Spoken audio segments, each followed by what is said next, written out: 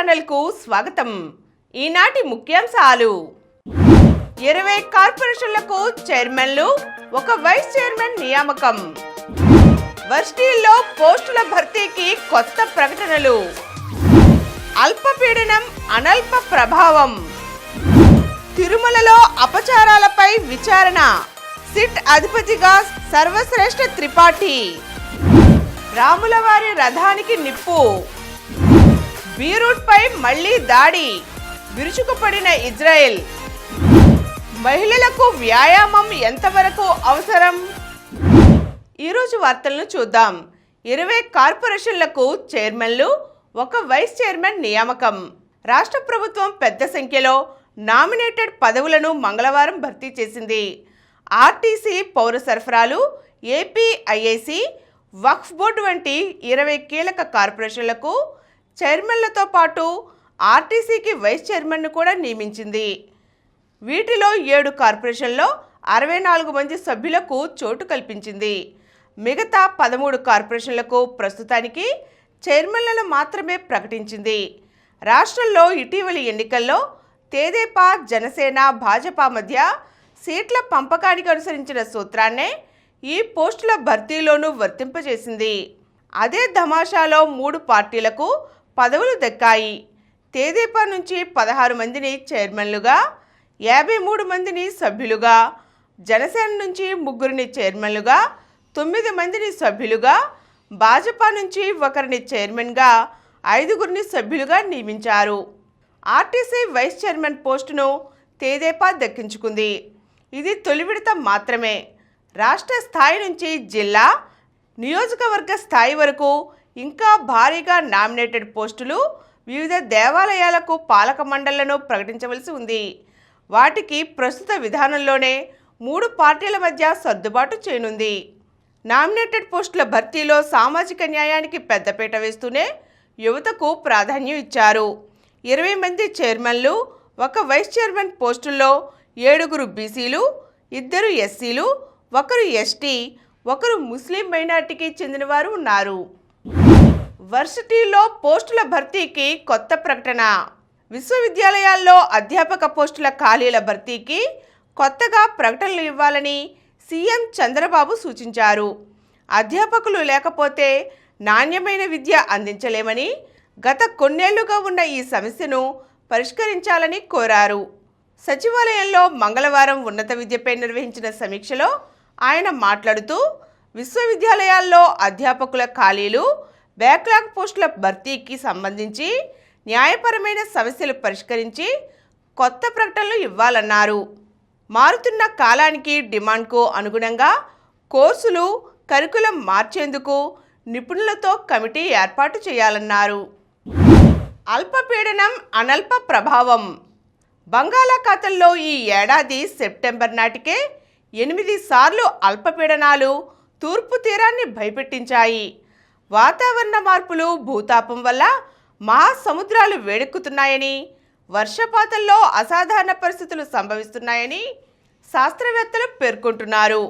ఈ ఏడాది నైరుతి సీజన్ ఇలాగే ఉంటుందని, రుతుపవనాల సమయంలో బంగాళాఖాతంలో అల్పపీడనాలు సాధారణమే అయినా వాటి సంఖ్య ఇంతలా పెరగడం, వెంటనే ఏర్పడటం, తీవ్ర రూపం దాల్చి తుఫాన్లుగా మారడం, కుంభవృష్టి కురిపించడాన్ని అసాధారణంగా వారు విశ్లేషించారు.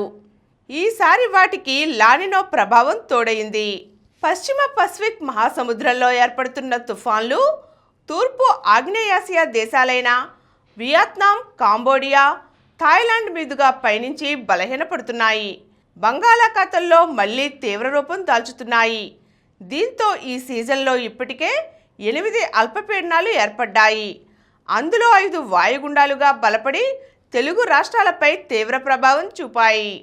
పశ్చిమ మధ్య వాయవ్య బంగాళాఖాతంలో ఉత్తరాంధ్ర, దక్షిణ ఒడిశా తీరాలకు సమీపంలో మరో అల్పపీడనం ఏర్పడింది.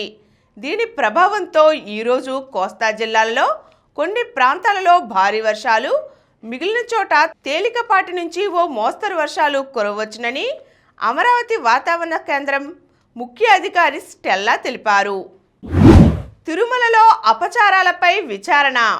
జగన్ పాలనలో తిరుమలలో జరిగిన అపచారాలు, లడ్డూ ప్రసాదంలో జంతు కొవ్వులు కలిసిన కల్తీ నెయ్యి వినియోగం, ఇతర అక్రమాలు, అధికార దుర్వినియోగంపై రాష్ట్ర ప్రభుత్వం ఏర్పాటు చేయనున్న సిట్ అధిపతిగా గుంటూరు ఐజీ సర్వశ్రేష్ఠ త్రిపాఠిని రాష్ట్ర ప్రభుత్వం నియమించనుంది. సభ్యులుగా విశాఖపట్నం రేంజ్ డీఐజీ గోపీనాథ్ జెట్టి, వైఎస్ఆర్ జిల్లా ఎస్పీ హర్షవర్ధన్ రాజుతో పాటుగా మరికొంతమంది డీఎస్పీలు, ఇన్స్పెక్టర్లకు చోటు కల్పించనుంది. గోపీనాథ్ జెట్టి గతంలో తిరుమల తిరుపతి దేవస్థానం చీఫ్ విజిలెన్స్ అండ్ సెక్యూరిటీ ఆఫీసర్గా బాధ్యతలు నిర్వహించారు. హర్షవర్ధన్ రాజుకు తిరుపతి ఎస్పీగా పనిచేసిన అనుభవం ఉంది. దీంతో సిట్లో వీరి నియామకానికి ముఖ్యమంత్రి చంద్రబాబు ఆమోదముద్ర వేశారు.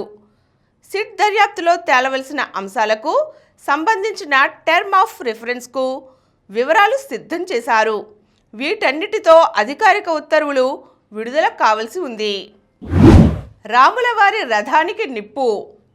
అనంతపురం జిల్లా కనేకట్టు మండలంలోని హనకడహాల్ గ్రామంలో సీతారాములు ఆంజనేయ స్వామి ఆలయ రథానికి సోమవారం రాత్రి గుర్తు తెలియని వ్యక్తులు నిప్పంటించడం కలకలం రేపింది.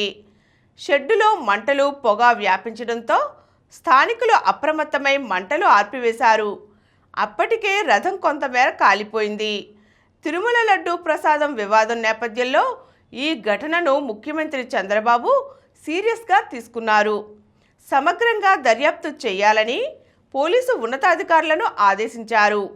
కులం, మతం గొడవలకు సంబంధించి జరిగిన ఘటన కాదని, దేవాదాయ శాఖ అధికారుల ఫిర్యాదు మేరకు పోలీసుల కేసు నమోదు చేశామని, ప్రత్యేక బృందాలను రంగంలోకి దింపామని, క్లూస్ టీం జాగిలాలను రప్పించి ఆధారాలు సేకరించామని, పెద్ద తలుపునకు వేసిన తాళం కోసి లోపలికి ప్రవేశించిన దుండగులు వస్త్రం చుట్టిన కర్ర సాయంతో రథానికి నిప్పు పెట్టినట్లుగా తేలిందని ఎస్పీ తెలియజేశారు.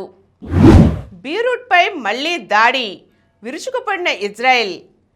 హెజ్బుల్లాల మధ్య దాడుల పరంపర కొనసాగుతూనే ఉంది.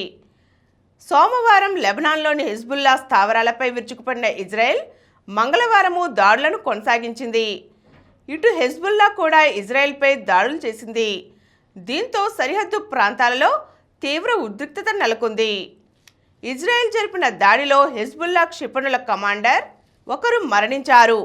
ఈ విషయాన్ని ఇజ్రాయెల్ ధృవీకరించింది. మరోవైపు సోమవారం నుంచి లెబనాన్పై ఇజ్రాయెల్ జరిపిన దాడుల్లో మరణించిన వారి సంఖ్య 560కి చేరింది.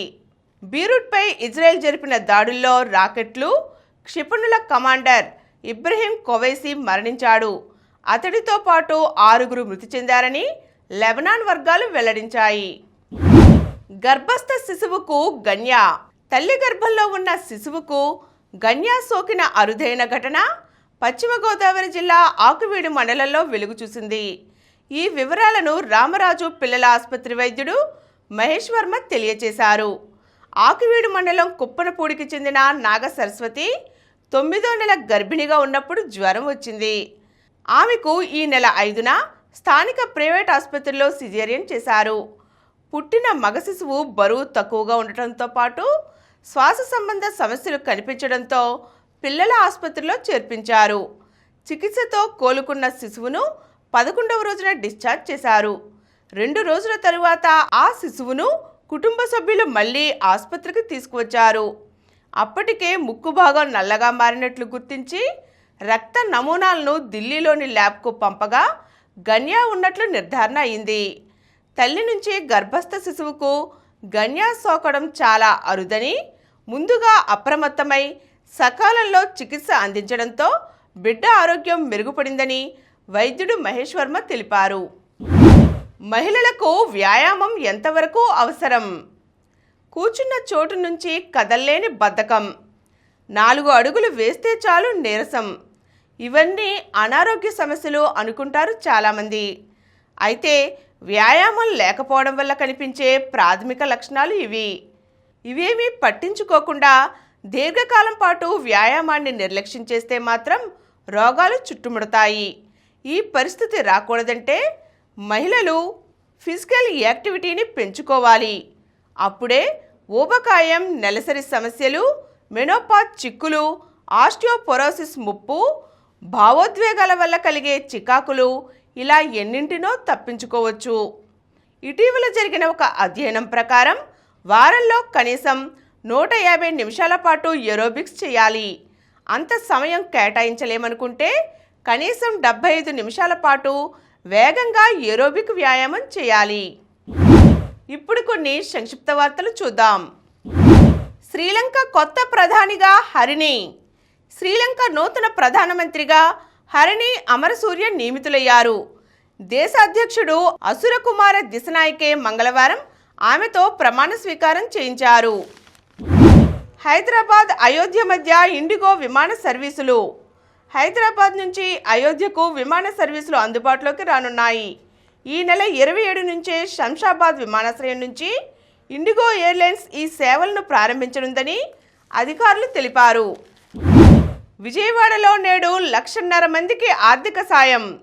విజయవాడ వరద బాధితులకు ఈరోజు సీఎం చంద్రబాబు ఆర్థిక సాయం అందజేశారు. ముంపు బారిన పడిన 1,50,000 మంది బాధితులకు ఎన్యూమరేషన్ జరిగిన ప్రకారం బ్యాంకు ఖాతాలలో ప్రభుత్వం ఇచ్చే నగదును జమ చేస్తున్నారు. అమరావతిలో ఎంఎస్ఎంఈ శిక్షణా కేంద్రం 250 కోట్ల ఖర్చుతో ప్రతిపాదన. ఛాంపియన్లు వచ్చేశారు. ఒలింపియాడ్లో స్వర్ణాలు గెలిచి భారత జెండా ఎగురవేసిన ఛాంపియన్లు ద్రోణవెల్లి హారిక, దొమ్మరాజు గుకేష్, ప్రజ్ఞానంద, వైశాలితో పాటు పురుషుల జట్టు కెప్టెన్ శ్రీనాథ్ నారాయణ్కు ఎయిర్పోర్ట్లో ఘన స్వాగతం లభించింది. దీప్తికి ₹1 కోటి అందజేసిన సీఎం. పారిస్ పారా ఒలింపిక్స్లో కాంస్య పథకం సాధించిన తెలంగాణ క్రీడాకారిణి లక్ష్య అథ్లెట్ జివాంజీ దీప్తికి తెలంగాణ ముఖ్యమంత్రి రేవంత్ రెడ్డి మంగళవారం ₹1 కోటి నగదు బహుమతి అందజేశారు. ప్రీ క్వార్టర్స్లో గాయత్రి జోడీ. భారత డబుల్స్ క్రీడాకారులు గాయత్రి గోపీచంద్, ట్రెసా జాలీ మకావో ఓపెన్ ప్రపంచ టూర్ సూపర్ 300 టోర్నీలో శుభారంభం చేశారు. మంగళవారం జరిగిన మహిళల డబుల్స్ తొలి రౌండ్లో ఈ జోడీ జపాన్ జంటపై నెగ్గి ప్రీ క్వార్టర్ ఫైనల్లో అడుగుపెట్టింది. మరిన్ని వార్తా విశేషాలతో రేపటి సమరం న్యూస్లో తిరిగి కలుద్దాం. Thank you. ప్రతిరోజు వార్తా విశేషాల కోసం అనతి కాలంలోనే 20 కోట్ల వ్యూస్ సాధించిన సమరం ఛానల్ సమర్పించు సమరం న్యూస్ ఛానల్కు సబ్స్క్రైబ్ చేయండి, లైక్ చేయండి, మీ ఫ్రెండ్స్కి షేర్ చేయండి. అలాగే ప్రక్కనున్న గంట సింబల్ని ప్రెస్ చేయడం మర్చిపోకండి. Please download Samaram Channels app from Google Play Store and watch your favorite channels. Click the bell icon and subscribe to the channels.